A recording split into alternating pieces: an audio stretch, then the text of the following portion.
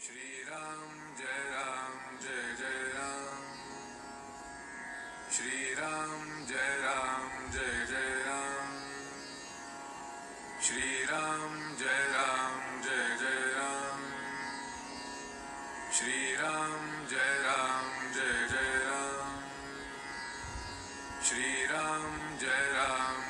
जय राम, श्रीराम जय जय राम, श्रीराम जय जय राम, श्रीराम जय जय राम, श्रीराम जय जय राम. नमस्कार. आज दिनांक 5 एप्रिल.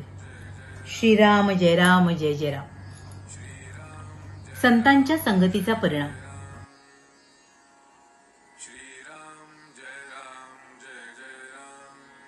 श्रीराम जय जय राम.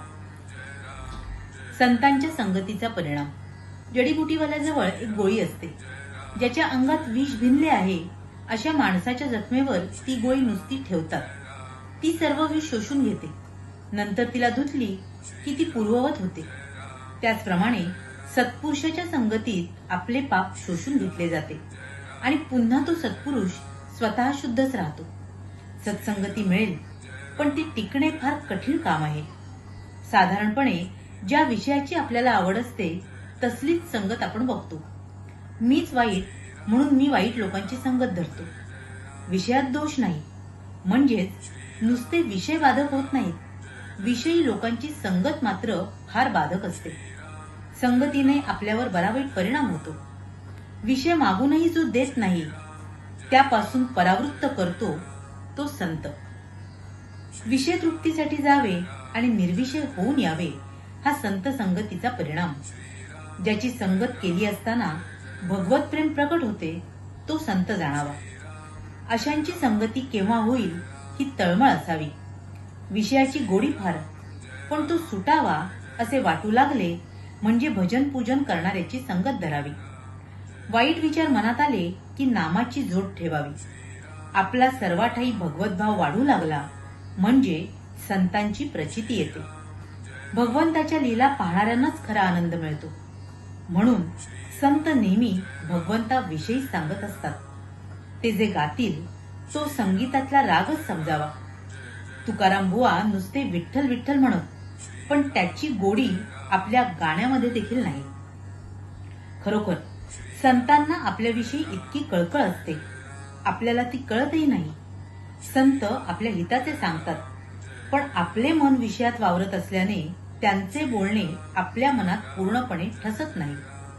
औषध कडू असले तरी रोग झाल्यावर आपण ते घेतोच ना. मग प्रपंचातल्या व्याधींनी त्रस्त होऊनही आपण संतांच्या हितकारक बोलण्याकडे का दुर्लक्ष करावे. ज्याला भगवंताचे अधिष्ठान आहे त्याचे कडक बोलणे सुद्धा कुणाला लागणार नाही. अत्यंत निर्भयता हा संतांचा पहिला गुण आहे. कारण सर्व ठिकाणी मीच आहे ही भावना झाल्यावर भयाचे कारणच उरत नाही. आई पण जसे सगळीकडे सारखे त्याचप्रमाणे सर्व संत एकच भाषा बोलतात. संतांनी मिळवलेले पद मिळविण्याचे साधन आपणही करतो, पण त्यांचे करणे हे निसंशय असते. तर उलट आपण नेहमी शंकाच व्यक्त करीत असतो. डोळ्यात खुपणारा खडा काढण्यासाठी त्यात लोणी घालतात. त्याने न खुपता खडा बाहेर पडतो आणि डोळा थंड होतो. त्याचप्रमाणे संतांची वाणी गोड, मऊ, हितकारक असते. तसेच आपणही बोलावे.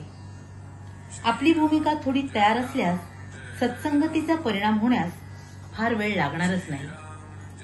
श्रीराम जय जय राम. श्रीराम जय जय राम.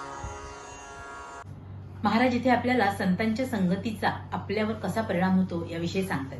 खरं तर संतांना ओळखणं कठीण, त्याहून त्यांची संगत लाभणं हे त्याहून कठीण. परंतु संतांच्या संगतीचा फार मोठा परिणाम आपल्यावर, आपल्या आयुष्यावर होत असतो. असे संत ज्यावेळी आपल्याला लाभतात त्यावेळी त्यांच्यामुळे आपल्यातले दोष, आपल्यातली पापकर्म कटत असतात, ती दूर होत असतात आणि आपली शुद्धी होत असते.